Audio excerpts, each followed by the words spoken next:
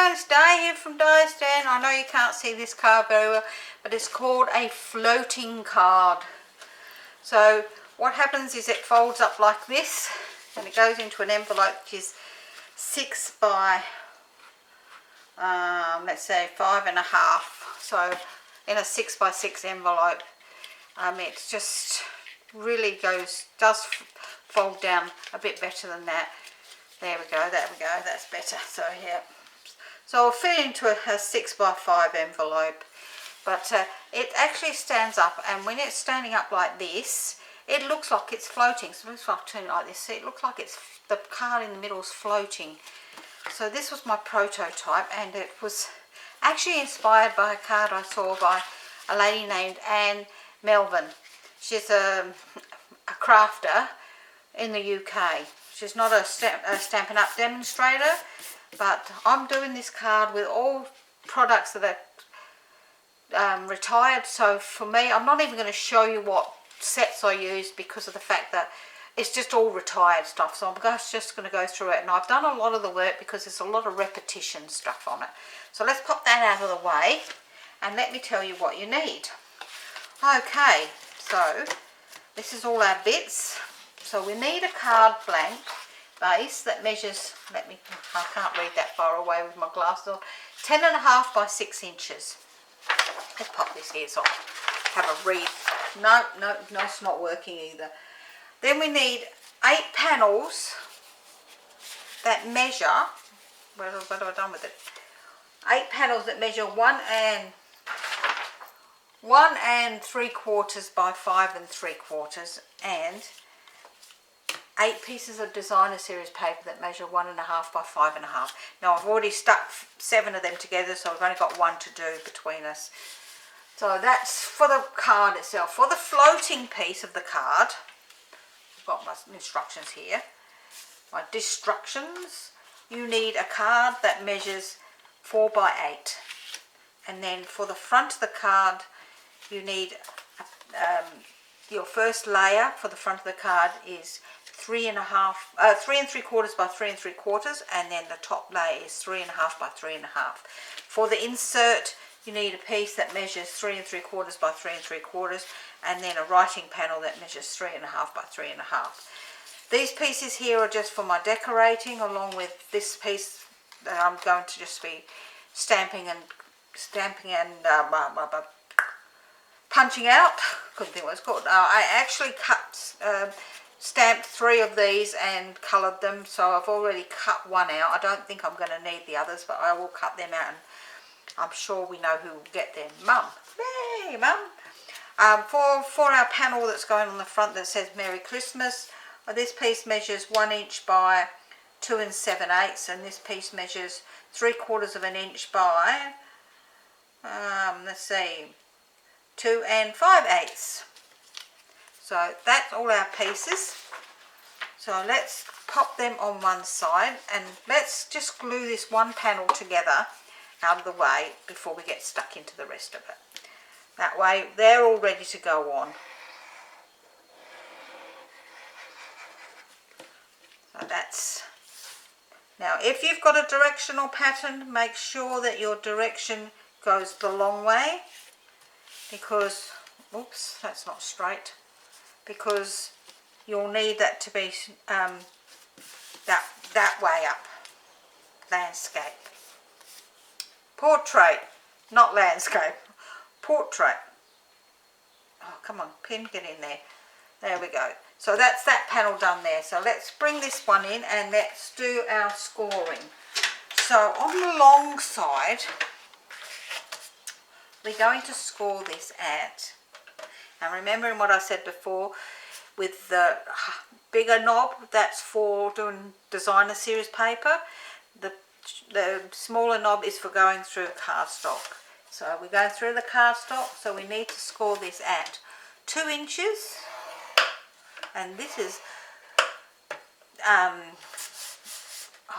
cherry cobbler, and it's very thick. 4 inches, 4.5 inches, 6 inches, 6.5 inches, 8.5 inches.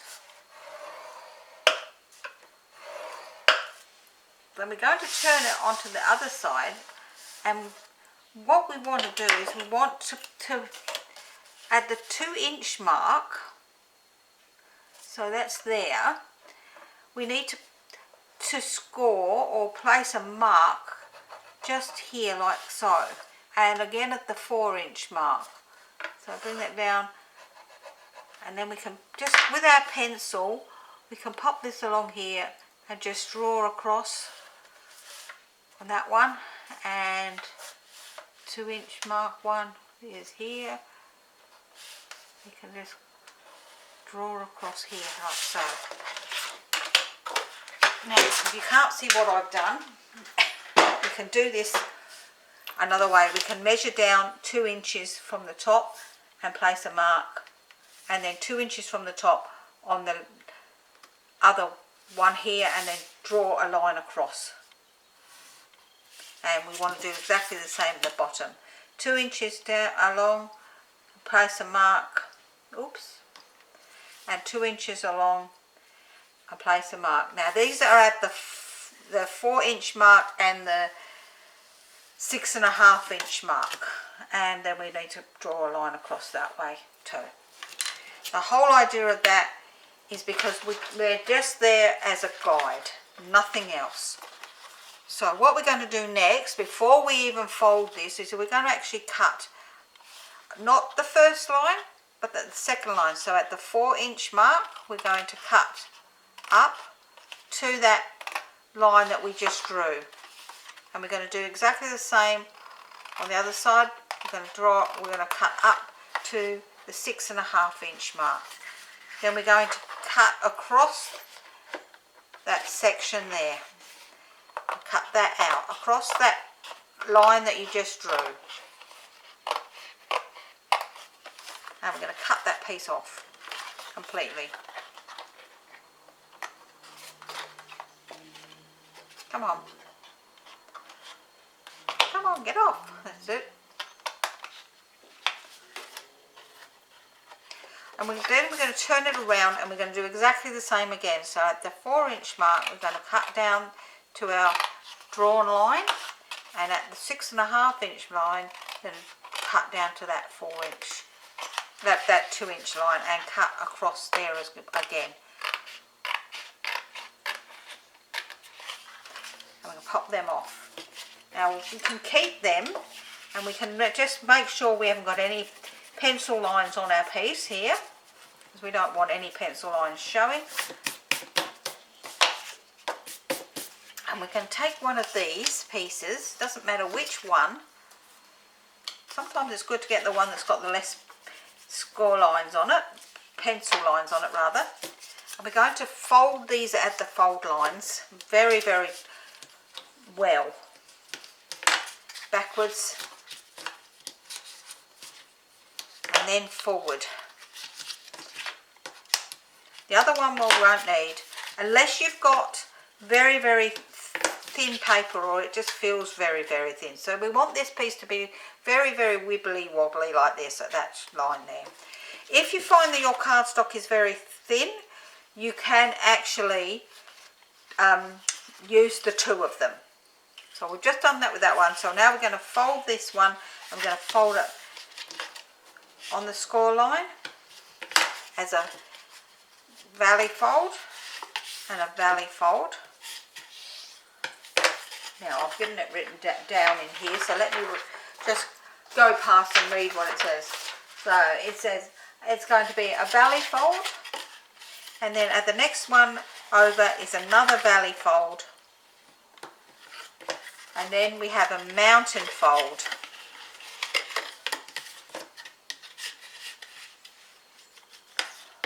And then we have a mountain fold and a valley fold. So let me go through that with you again. We have, and this will sit this way around, we have a valley fold, a valley fold, a mountain fold, a mountain fold, a valley fold, a valley fold. And now what we're going to do with this piece here is we're going to glue that onto here, onto this section in the middle here, like so.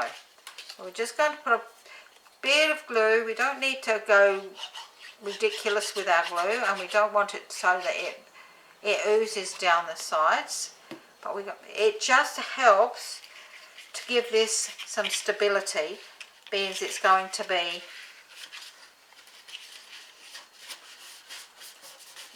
able to float. Oops, I didn't do that very well, did I? Push that down.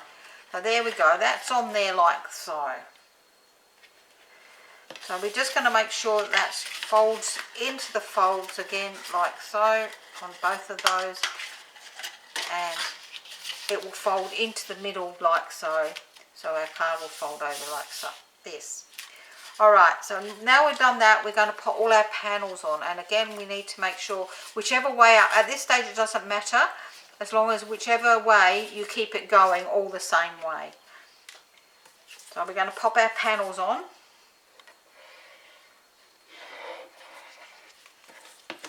And we're going to start on the inside. What seems like the inside. Oh, come on, honey, what, one at a time?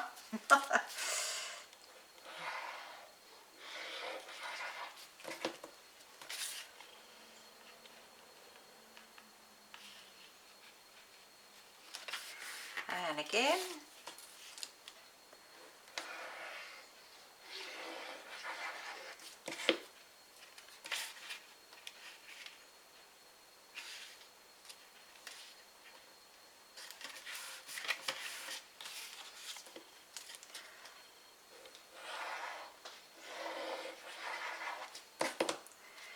This panel on this side.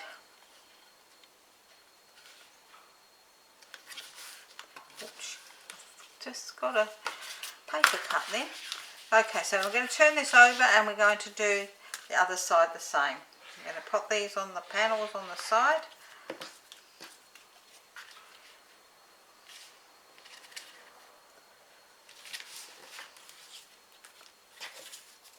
Oh, yes we have. I thought I'd lost one.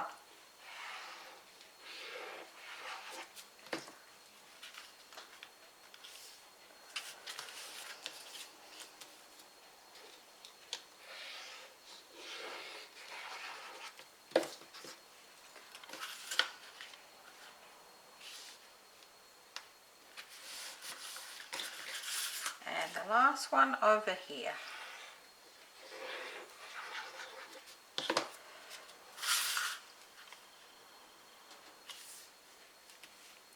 What I did, I actually sliced my finger with the, oh there's the pin. Pop the pin in my thing. So that's our main card done. And it sits up like so. This panel here is now nice and sturdy, but if you find that yours is not sturdy enough, you can always put the other one on the back of it. But I don't think I need that, so I can throw my other piece away. So let's pop this out of the way now for a moment. Whoops, it's popping up there. And work on the inner card, the floating card piece. So for my floating card, my piece of card measures 4 inches by 8 inches. And I'm going to score this at the 4-inch mark and just fold and burnish the card.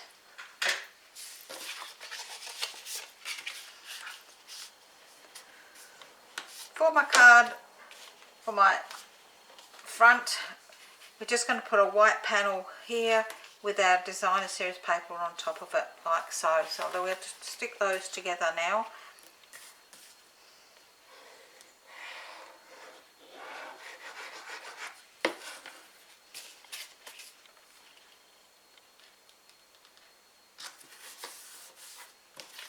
And glue that onto the front of the card. Whoops. I think I'm getting a bit drunk down this side.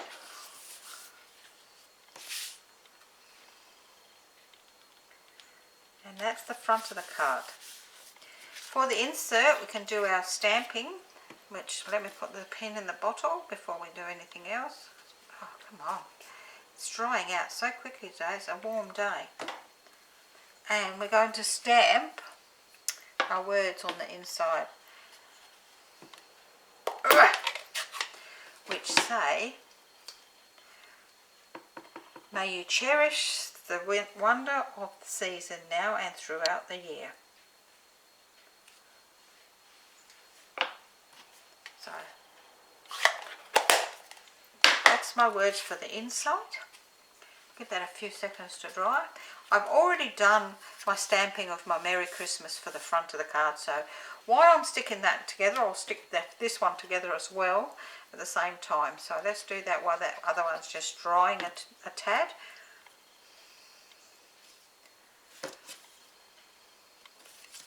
Now that this one's dry, we can just pop this one on the insert.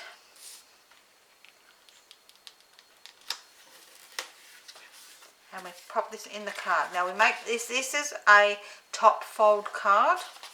So you must make sure that you put your card in as a top fold card.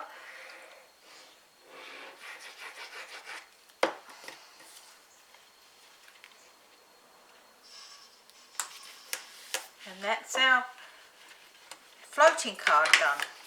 Except for decorating. So I don't know what that bit's for. Oh, I don't remember now. So I'm going to stick one of these doilies on. This is a gold doily, and I'm going to just stick it onto the front of this card.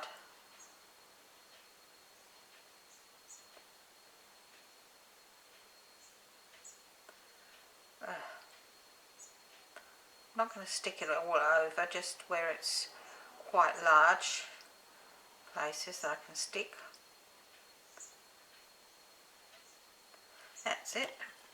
And pop that onto the front of the card. These are actually retired as well, but they are just so gorgeous, and I thought I don't want to waste all these things, you know. I like to use up what I've got. So while that's just gluing down there, I'm going to bring in my two. These were from last year and the year before. These are the from the Gleaming pack. Yeah, I can't remember what it was actually called now, something gleaming. And I'm going to stamp myself a couple of these. I'll stamp this one this way. Baubles in the cherry cobbler. Oh, come on, close. And I have the two punches that went with the set too here. So I'm going to just chop them out, punch them out. I'm not even going to colour them in because I think that the white will show up just perfectly against this colouring. But that's just me. I mean, if you want to colour them, you can. Oops, that one landed on my leg. Oops. There we go. So now we're going to just pop this all together with a few dimensions. Oh, they're little ones. I want the bigger ones. Work out where we want to put these first before we actually glue them down.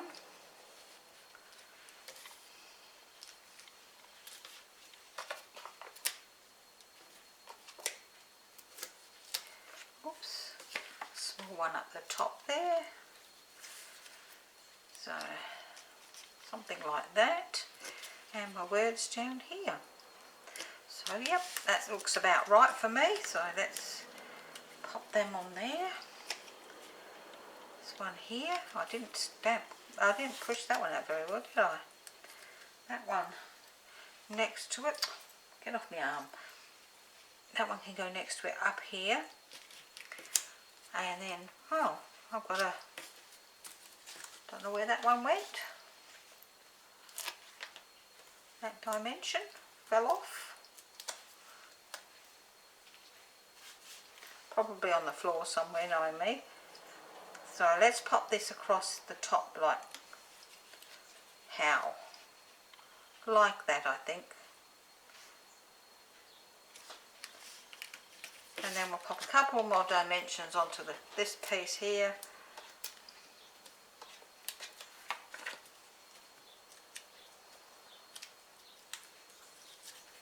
And my words can just go down the bottom here like so. I haven't even got any gems here, so I can't even put any gems on it when I finish. But I will put them on and you will be able to see them at the end when I photograph it. So now we're going to put some glue on this section here, and we want to make sure that it's well glued.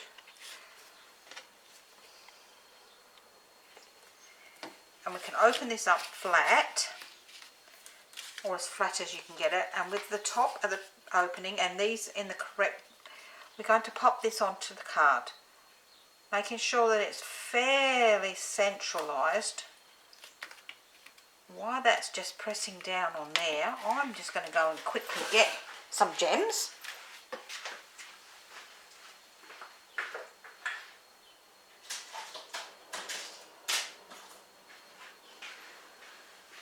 To put on here. So, that's our card there. I've got a few of these basic jewels, rhinestones. So let's put a few of them on the card just to give it some oomph, as they say these, I don't know if that's these days or whether or not that was a long time ago, probably a long time ago. And that's our card. That's how it goes. It just goes together like that. It sits like that at the back. You can see how it sits, and it just stays up on its own. It looks like it's floating in the mid-air. You can't actually see it very well from that angle, but it actually looks like it's floating in mid-air. If you hold it up like that, you can see what I'm talking about.